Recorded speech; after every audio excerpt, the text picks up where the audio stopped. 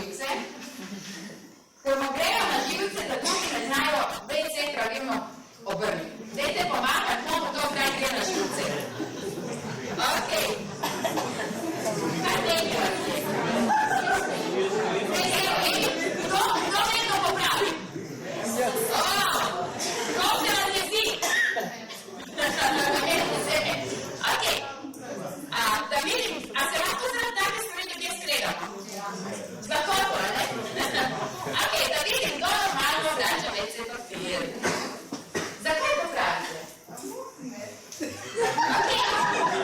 Glede, kar to bom rekla in bravo, kar to bom rekla in vprašala vas ni zato, da vas ali ponižujem ali da se delam pametno, ampak sam zato, ker želim pokazati, kako ljudje smo pod kožo krvavi in kako enako funkcioniramo, ne glede da smo v Indiji, Afriki, Prekmurju, Beli krajini ali pa v Ljubljani.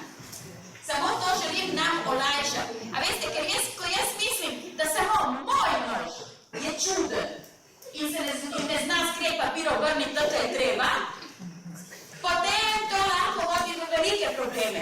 Ko pa to v dvorani vidim, saj moj ni edini, ali pa moja žena ni edina, da ne pomiva posode pred spanjem, potem mi še vedno ni všeč, ampak ok, malo znižam standarde.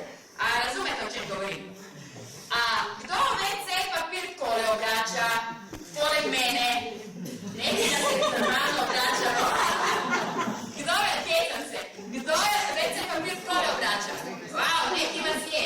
A je komu vseeno, kako je obrnjen? Wow, nekaj vas je. A ima to na policiji, ali na radiatorju? Ok, torej, prva vaja današnjega večera je sporočilo kaj, da iste stvari lahko drugače delamo. In kar bo bi vas vprašal? In zdaj kaj se dogaja? Dokler jaz to ne sprejmem, se bo vedno v meni zbirovala tista jeza, ne je volja, ker ne moš normalno WC papir obrniti.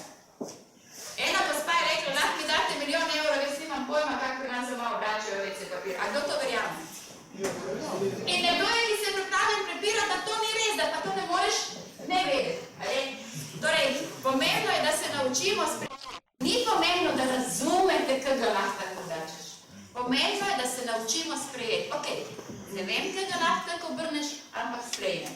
Res si zamislite, greste na večerjo, na sprehod, malo preveč se najeste, popijete, dobite,